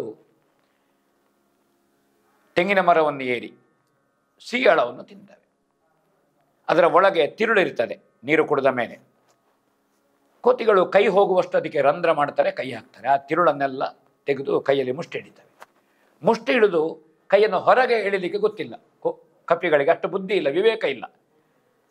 ಕೈಯನ್ನು ಹೊರಗೆ ತರಬೇಕಿದ್ರೆ ಮುಷ್ಟಿ ಬಿಡಬೇಕು. ಮುಷ್ಟಿ ಬಿಟ್ಟರೆ ಆ ಒಳಗಿನ ಹೂರಣ ಏನುಂಟು, ಸಿಯಾಳದಲ್ಲಿ ಹೂರಣ ಸಿಗುವುದಿಲ್ಲ, ಕೆಳಗೆ ಬೀಳುತ್ತದೆ. ಹಾಗೆ ಹೂರಣ ಬಿಡ್ಲಿಕ್ಕೆ ಗೊತ್ತಿಲ್ಲ, ಕೈಯನ್ನು ತೆಗಿಲಿಕ್ಕೆ ಗೊತ್ತಿಲ್ಲ. ಹಾಗೆ ಅದರಲ್ಲೇ ಕೈಯನ್ನು ಹಾಕಿ ಅವರು ತಿಣುಕಾಡ್ತಾ ಇರ್ತಾರೆ. ಹಾಗೆ ಕೈಯನ್ನು ಸಿಲುಕಿಕೊಂಡಂತಹ ಕಪಿಗಳು ಇದ್ದರೆ ಹಾಗೆ ಅವರಿಗೆ ಬುದ್ಧಿವಂತಿಕೆ ಇಲ್ಲ. ಆ ಕಾರಣದಿಂದ ನೀನು ರಾಜಧಾನಿಗೆ ಹೋಗಿ ಸೇರು. ನಿನ್ನ ರಾಣಿ ನಿನಗೆ ಬೇಕಾದರೆ ಮಹಾಯುದ್ಧಕ್ಕೆ ನಿಲ್ಲು. ಅಲ್ಲಿ ಯುದ್ಧ ಮಾಡಬಹುದಾದರೆ ನಿನಗೆ ಗೆಲ್ಲುವುದಕ್ಕೆ ಸಾಧ್ಯ ಇಲ್ಲ. ಯುದ್ಧದಲ್ಲಿ ಕಾದಿ ಗೆಲುವನ್ನು ಸಂಪಾದಿಸು, ನೋಡೋಣ ಹೇಗೆ ಗೆಲುವು ಬರ್ತದೆ ಅಂತ ನೋಡಿಸಿಕೊಳ್ಳೋಣ. ಇದು ಶ್ರೇಷ್ಠವಾದ ಉಪಾಯ. ಗೂಢಚಾರಿ ಎರಡು ಮಾತಾಡಿರು. ಒಂದು, ನೀನು ಹೋಗುವಂತಹದ್ದು ಗೌರವದಲ್ಲಿ, ಇಲ್ಲದಿದ್ದರೆ ಯುದ್ಧಕ್ಕೆ ನಿಲ್ಲುವಂತಹದ್ದು. ಸುಗ್ರೀವನಿಗೆ ಸಹಿಸಲಿಕ್ಕಾಗಲಿಲ್ಲ. ಒಂದು ರೀತಿಯ ರಾಮನ ದೌರ್ಬಲ್ಯ, ರಾಮ ಸೇನೆಯ ದೌರ್ಬಲ್ಯ, ವಿಭೀಷಣನ ಶರಣಾಗತಿಯ ಬಗೆಗೆ ನಿಂದನೀಯ ಮಾತುಗಳು, ಸುಗ್ರೀವನ ಸ್ವಾಮಿನಿಷ್ಠೆಯ ಬಗೆಗೆ ನಿಂದನೀಯ ಮಾತುಗಳು, ಅವ ತಕ್ಷಣವೇ ರಾಕ್ಷಸ ನಾಯಿಗಳಿವು, ಇವುಗಳಿಗೆ ಮಾತುಗಳಿಗೆ ಅವಕಾಶ ಕೊಡಬಾರದು, ಇವರ ಬಾಯಿಯ ಮೇಲೆ ಹೊಡಿರಿ. ಹನುಮಂತನಿಗೆ ಅಪ್ಪಣೆ ಮಾಡಿ, ಆಂಜನೇಯ ಇವನ ಮುಖವನ್ನು ಮುಸುಡು ಮಾಡಿ. ಇವರು ಅಧಿಕ ಪ್ರಸಂಗ ಮಾತಾಡ್ತಾರೆ. ರಾಮನ ಯೋಗ್ಯತೆಗೆ, ನಮ್ಮ ಸೈನ್ಯದ ಸಾಮರ್ಥ್ಯಕ್ಕೆ, ನಮ್ಮ ರಾಮನಿಷ್ಠೆಗೆ, ನಮ್ಮ ಸೇವಾನಿಷ್ಠೆಗೆ ಇದು ವಿರುದ್ಧವಾದಂತಹ ಮಾತುಗಳಿದ್ದು, ಇದರಲ್ಲಿ ತಪ್ಪಿಲ್ಲ.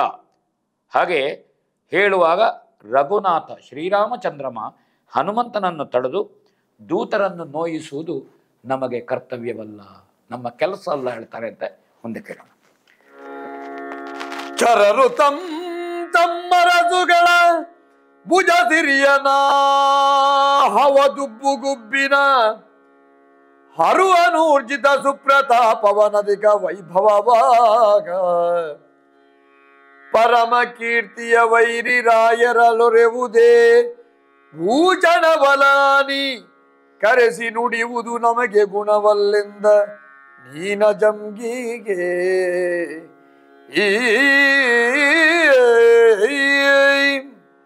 ಗುಪ್ತಚಾರರನ್ನು ಕ್ಷಮಿಸಿದನಂತೆ ರಾಮ.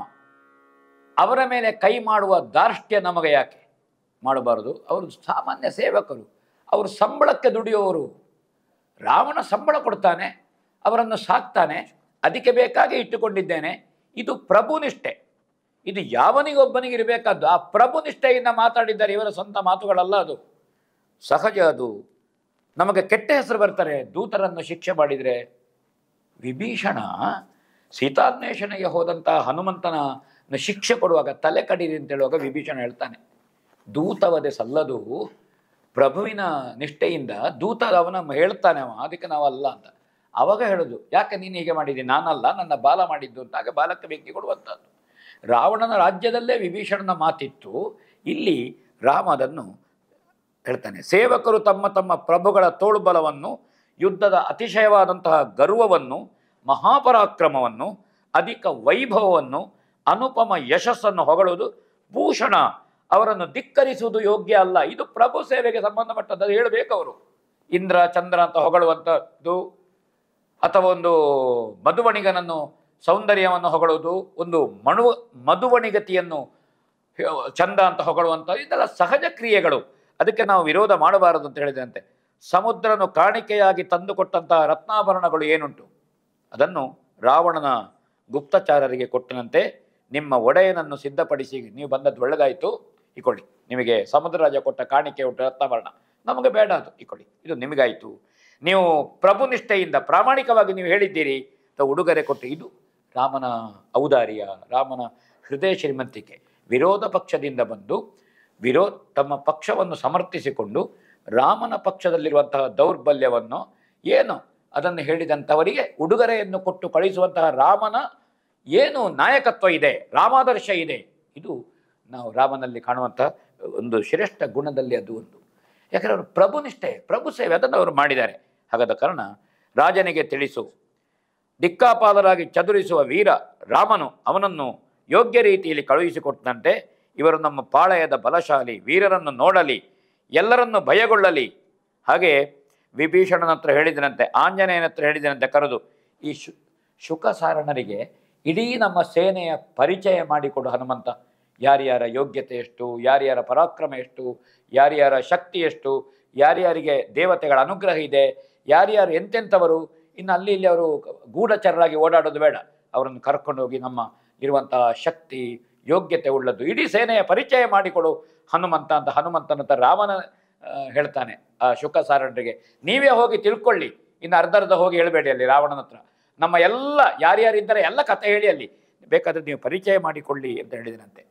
ಹಾಗೆ ರಾಕ್ಷಸರಾಜ ಶುಕಸಾರಣರ ಬಣ್ಣಗೆಟ್ಟ ಮುಖವರ್ಣನೆಯನ್ನು ಕಂಡ ಅಂತ ಹೇಳ್ತಾನೆ, ಕೇಳೋಣ. ಅಸುರಪತಿ ಶುಕಸಾರಣರ ನೀರಸದ ಮುಖ ಚೇಷ್ಟೆಗಳನ ಭಯರಸದ ಬಳಿ ಇಂಗಿತವ ಮನದನುಮಾನ ಮಾರ್ಗದಲ್ಲಿ ಸಸಿರ ವಿರದಿ ರಾಜಕಾರ್ಯದ ವಿಷಯವಿಂದರಿದವರ ಮಾತಾಡಿಸದೆ ಕೈ ಸಲ್ಲೆಯಲಿ ಕಳುಗಿದ ನಕಿಳ ಪರಿಜನವ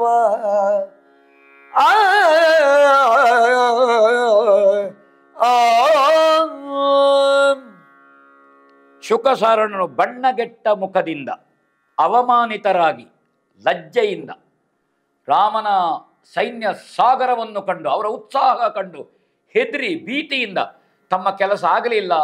ಶುಕನಂತೂ ಕೆಲವು ದಿವಸ ಬಂಧನದಲ್ಲಿದ್ದನಂತೆ, 15 ದಿವಸ ಹೇಳ್ತಾನೆ ಒಂದು ಕಡೆಯಲ್ಲಿ. ಹಾಗೆ ಸಾರಣನನ್ನು ಹೇಳ್ಕೊಂಡು ಬಂದಿದ್ದಾರೆ. ಹಾಗೆ ಹೇಳಿಕೊಳ್ಳುವ ಹೆಗ್ಗಳಿಕೆ ಏನಿಲ್ಲ. ಅವರನ್ನು ಕಂಡು ರಾವಣನಿಗೆ ಗೊತ್ತಾಯಿತು, ಇವರು ಹೋಗಿದ್ದ ರಾಜಕಾರ್ಯದ ವಿಷಯ ನೆಟ್ಟಗಿದ್ದ ಹಾಗಿಲ್ಲ ಅಂತ ತಿಳ್ಕೊಂಡು ಮಾತನಾಡಿಸದೆ ಕೈ ಸನ್ನೆಯಲ್ಲಿ ಪರಿವಾರದವರನ್ನೆಲ್ಲ ಕಳಿಸಿದ ಅಂತ ಆಚೆ ಹೋಗಿ ಅಂತ. ಯಾಕೆಂದರೆ ಈ ಸೋಲಿನ ಸುದ್ದಿ, ದುರಂತ ವಾರ್ತೆ ಇದು ಪರಿಚಾರಕರಿಗೆಲ್ಲ ಗೊತ್ತಾಗೋದು ಬೇಡ. ಹಾಗೆ ಆ ಲಕ್ಷಣದಲ್ಲಿ ಸಭೆ ಚದುರಿತು. ಚಾರಕರನ್ನು ರಾವಣ ಒಳಕೋಣೆಗೆ ಕರ್ಕೊಂಡು ಹೋದ ಗುಟ್ಟಿನಲ್ಲಿ. ಇದು ಹೊರಗೆ ಎಲ್ರಿಗೂ ಗೊತ್ತಾಗೋದು ಬೇಡ. ತಮ್ಮ ದೌರ್ಬಲ್ಯ, ರಾಮನ ಪ್ರಾಬಲ್ಯ, ಇವರು ಹೇಳುವ ಕತೆ, ಇವರು ಪೆಟ್ಟು ತಿಂದದ್ದು, ಇವರಿಗೆ ಅವಮಾನದ ಕತೆ ಬೇಡ ಅಂತ ಒಳಗೆ ಗುಟ್ಟಿನಲ್ಲಿ ಕತ್ತಲೆ ಕೋಣೆಗೆ ಕರ್ಕೊಂಡೋದ. ಅವರ ಆಗಮನದ ಸ್ಥಿತಿ ಕೇಳ್ತಾನೆ. ಶುಕಸಾರಣರು ಅದ್ಭುತ ಭಯಂಕರವಾದ ವಿಜಯ ಸೇನೆಯ ವಿಸ್ತಾರವನ್ನು ಅವರು ರಾವಣನಿಗೆ ವರ್ಣಿಸ್ತಾರೆ.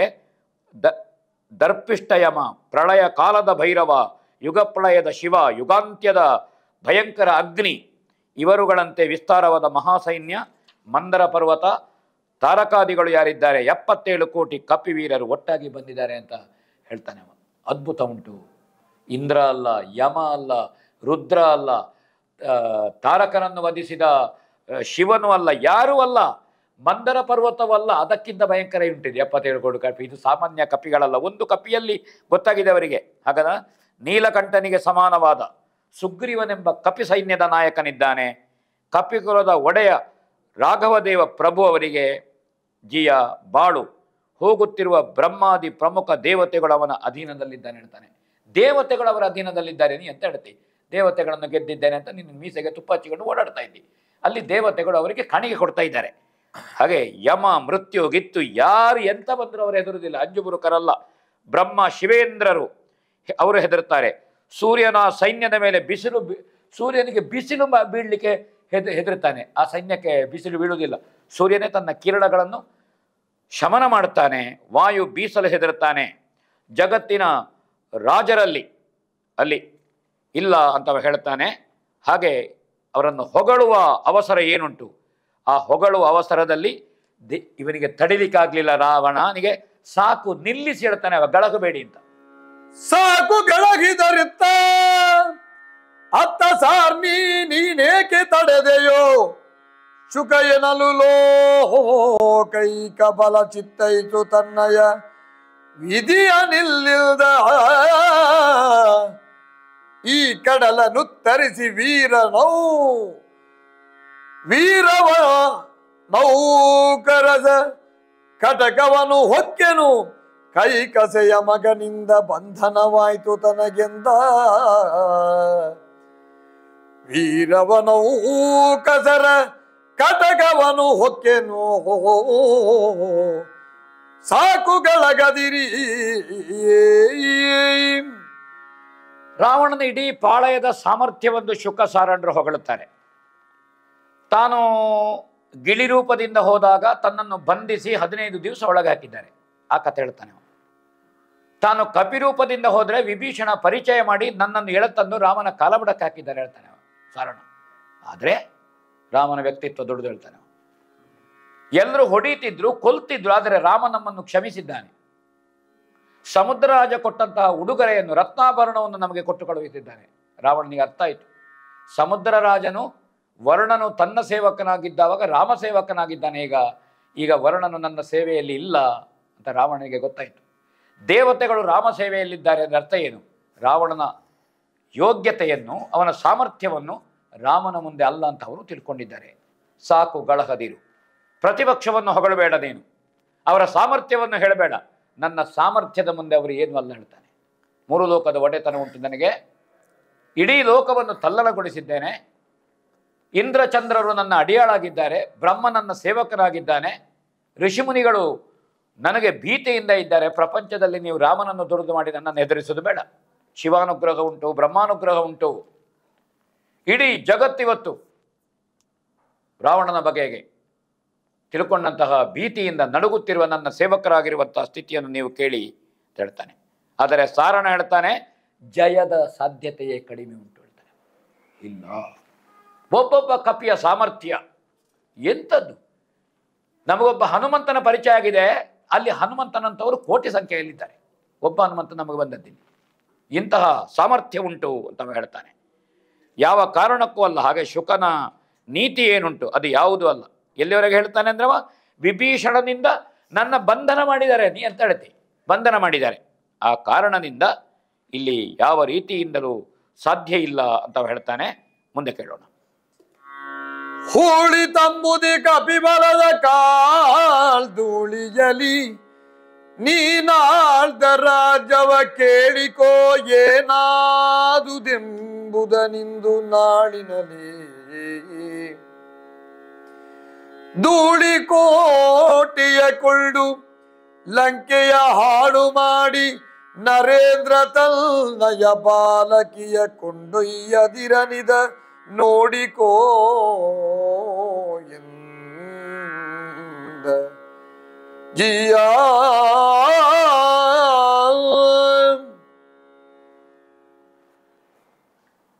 ಹೇಳ್ತಾನೆ, ನೀತಿ ಹೇಳ್ತಾನೆ ರಾವಣನಿಗೆ. ರಾಮ ಸಮುದ್ರದ ತಟಾಕದಲ್ಲಿ ವಿಭೀಷಣನಿಗೆ ಪಟ್ಟಾಭಿಷೇಕ ಮಾಡಿದ್ದಾನೆ. ಕಲಶದಿಂದ ನೀರಂತನ್ನು ಸಮುದ್ರದ ಬದಿಯಲ್ಲಿ ಮುಂದಿನ ಲಂಕೆಗೆ ಅರಸ ಅಂತ ಘೋಷಣೆ ಮಾಡಿದ್ದಾನೆ. ನೀನಿಲ್ಲಿ ಕೂತುಕೊಂಡು ಬೊಬ್ಬೆ ಹೊಡಿತಾ ಇದ್ದೆ. ನಾವು ಪ್ರತ್ಯಕ್ಷ ಕಂಡಿದ್ದೇವೆ, ಪ್ರತ್ಯಕ್ಷ ಅನುಭವ ಇದು. ಹಾಗೆ ಬೀಡು ಬಿಟ್ಟಿದ್ದಾರೆ ಅವರು, ಅವರಲ್ಲಿ ಕೂತಾಗಿದೆ, ಇನ್ನು ಎದ್ದು ಹೋಗುವುದಿಲ್ಲ.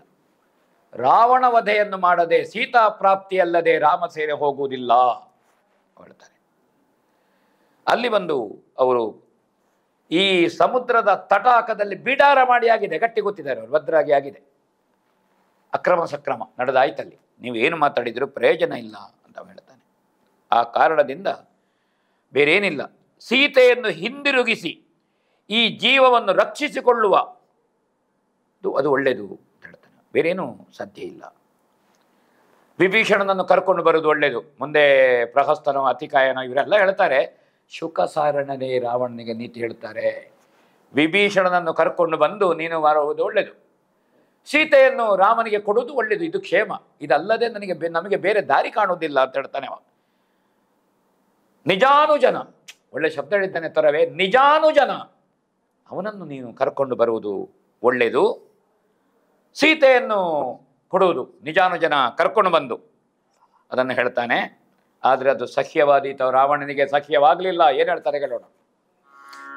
ಎಲವ ಶುಕ ಕೇಳಿನ್ನು ದಯವಿಡಿದಿಲಿ ನನಕ ಸಮಬಲರ ಕಾಣದೆ ಕಲಹ ನೆರೆ ಭಂಡಾರಿಸಿರ್ದುದು ಲೇಸ ಸೂಚಿಸಿದೆ.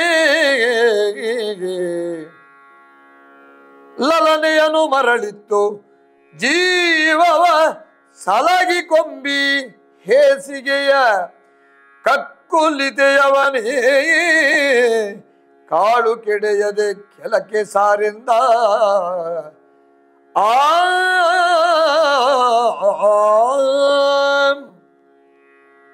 ಸಿಟ್ಟು ಬಂತಂತೆ, ನಿಮ್ಮ ಯಾವ ಮಾತುಗಳಿಗೂ ನಾನು ಸೊಪ್ಪು ಹಾಕುವುದಿಲ್ಲ.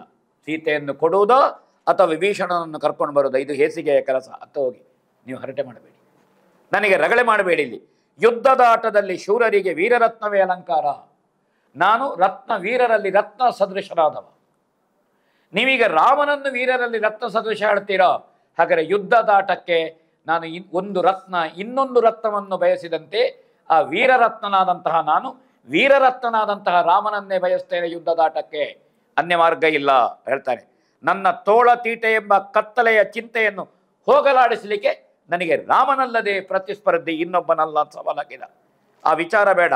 ನಿಮ್ಮ ಮಾತಿನ ಸಂಶಯ ಏನುಂಟು, ನಿಮ್ಮನ್ನು ಮೆಚ್ಚಿಸ್ತೇನೆ, ನೋಡಿ ಯುದ್ಧದಲ್ಲಿ ನನ್ನ ಪರಾಕ್ರಮ ಏನು ಅಂತ ತೋರಿಸ್ತೇನೆ.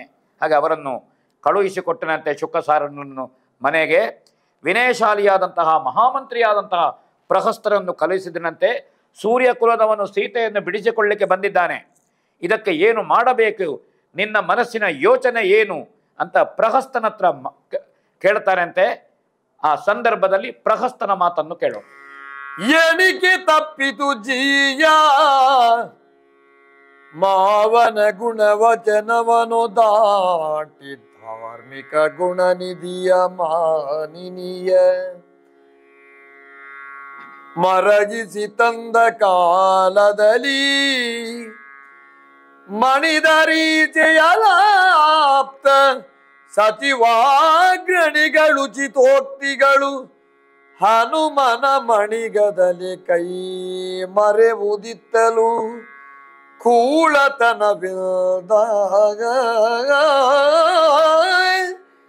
ಎಣಿಕೆ ತಪ್ಪಿತು ಜೀ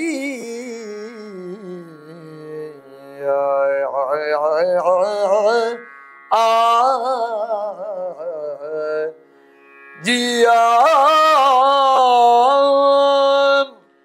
ಪ್ರಹಸ್ತ ನೇರವಾಗಿ ಹೇಳ್ತಾನೆ, ಸಂಬಂಧದಲ್ಲಿ ಮಾವನೂ ಹೌದು ಪ್ರಹಸ್ತ, ಲಂಕೆಯ ಮಹಾಮಂತ್ರಿಯೂ ಹೌದು. ರಾವಣನ ಅನೇಕ ದಿಗ್ವಿಜಯಗಳಲ್ಲಿ ರಾವಣನ ಜೊತೆಯಾಗಿದ್ದವನು ಪ್ರಹಸ್ತ, ತುಂಬ ಜ್ಞಾನಿ ಇದ್ದಾನೆ. ಅವ ಹೇಳ್ತಾನೆ, ಎಣಿಕೆ ತಪ್ಪಿತು ಜೀಯ, ನಮ್ಮ ಲೆಕ್ಕಾಚಾರ ತಪ್ಪಿ ಹೋಯಿತು.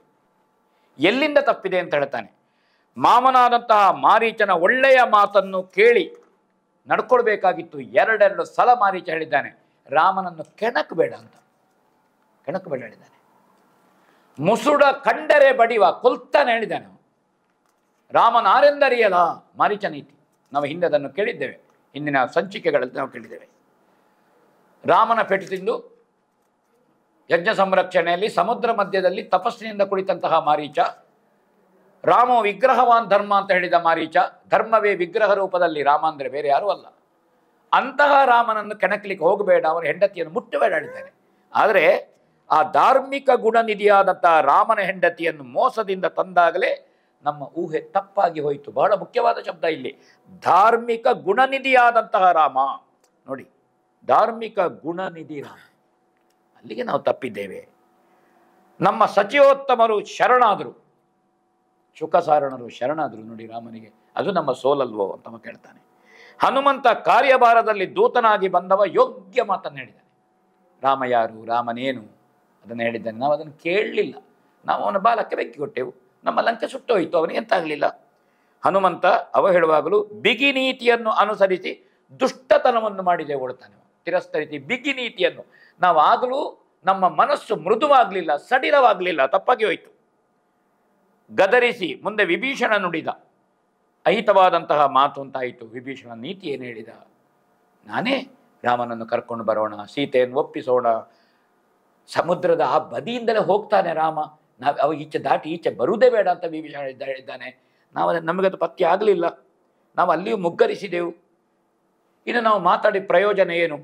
ಲಂಕೆಗೆ ಬಂದಾಯಿತು ರಾಮ ತೆದ್ದ ಸೇನೆಯೊಂದಿಗೆ, ಶತ್ರುವಿನ ಭಯದ ಬಗ್ಗೆ ಆಲೋಚನೆ ಹಾಕಿ ಕತ್ತಿ ಹಿಡಿದು ಶತ್ರುವನ್ನು ಎದುರಿಸುವುದೇ ಉತ್ತಮ ಆಲೋಚನೆ, ಬೇರೆ ದಾರಿ ಇಲ್ಲ ನಮಗೆ. ನಾವು ಇನ್ನೂ ಓಡಿದರೆ ಪ್ರಯೋಜನ, ಅವ ಓಡಿದರೆ ಓಡಿಸಿಕೊಳ್ತಾನೆ ಅವ, ಹಾಗೆ ಓಡುವುದರಲ್ಲಿ ಅರ್ಥ ಇಲ್ಲ, ಎದೆ ಕೊಡಬೇಕಾದ್ದು ಮುಖ್ಯ ಅಂತ ರಾಜನೀತಿಯನ್ನು ಹೇಳ್ತಾನೆ. ಉತ್ತಮ ಆಲೋಚನೆ. ರಾವಣನಿಗೆ ಅದನ್ನೇ ರಾವಣನ ನಿರೀಕ್ಷೆ ಮಾಡಿದ್ದು ಪ್ರಹಸ್ತನ ಹತ್ರ. ಪ್ರಹಸ್ತನಿಗೆ ಗೊತ್ತುಂಟು, ಇದನ್ನೇ ಹೇಳಿದರೆ ರಾವಣನಿಗೆ ಸಂತೋಷ ಆಗುವುದಂತ. ಹಾಗೆ ರೋಗಿ ಬಯಸಿದ್ದನ್ನೇ ವೈದ್ಯ ಕೊಟ್ಟ ಹಾಗೆ ಅಂತ ಹೇಳಿದಾಗ ರಾವಣನ ನಿರೀಕ್ಷೆಯಂತೆ ಪ್ರಹಸ್ತ ಮಾತಾಡಿದ. ಇನ್ನು ತಿದ್ದುವುದಕ್ಕೆ ಪ್ರಯೋಜನ ಇಲ್ಲ, ತಿದ್ದಿದ್ರೆ ಅದು ಬಗ್ಗುವುದಿಲ್ಲ ಅಂತ ಪ್ರಹಸ್ತನಿಗೂ ಗೊತ್ತುಂಟು. ಹಾಗೆ ಪ್ರಹಸ್ತನ ಕೈ ತಟ್ಟಿ ಹೇಳ್ತಾನೆ, ಕೋಟೆಯನ್ನು ಬಿಗಿ ಮಾಡಿಸು, ಅಸ್ತ್ರಶಸ್ತ್ರಗಳನ್ನು ಸಂಗ್ರಹಿಸಿತು, ವೀರ ರಾಕ್ಷಸ ನಾಯಕರನ್ನು ಕೂಡಿಸು, ನಾವು ಚದುರಂಗ ಸೇನಾ ಸಹಿತ ಯುದ್ಧಕ್ಕೆ ಸಿದ್ಧರಾಗುವ, ಆನೆ ಕುದುರೆ ರಥ ಎಲ್ಲ ನಮ್ಮ ಯುದ್ಧದ ಸಿದ್ಧತೆ ನಡೀಲಿ, ಯುದ್ಧ ಯಾಕೆ ಹೀನಾಯವಾಗಿ ಹಿಂಜರಿಯಬೇಕು ಅಂತೇಳಿ ಆ ರಾತ್ರಿಯನ್ನು ಆತಂಕದಿಂದ ರಾವಣ ಕಳೆದ. ಯಾವಾಗ ರಾಮಸೇನೆ ಲಂಕೆಗೆ ಅಭಿಯೋಗ ಮಾಡಿತೋ, ಸಮುದ್ರ ದಾಟಿತೋ, ಅಲ್ಲಿಗೆ ರಾವಣನಿಗೆ ಭೀತಿಯಾಗಿದೆ ಒಳಗೆ, ಗೆಲುವಿನ ಧೈರ್ಯ ಇರಲಿಲ್ಲ. ಮುಂದಿನ ಸಂಚಿಕೆಯಲ್ಲಿ ಹೇಗೆ ಯುದ್ಧದ ಸಿದ್ಧತೆಗಳು ಅಂತ ಕೇಳೋಣ. ಮಂಗಲಾಡೋಣ. ರಾಮಾಯ ರಾಮಭದ್ರಾಯ ರಾಮಚಂದ್ರಾಯ ವೇದಸೇ ರಘುನಾಥಾಯ ನಾಥಾಯ ಸೀತಾಯ ಪತಯೇ ನಮಃ.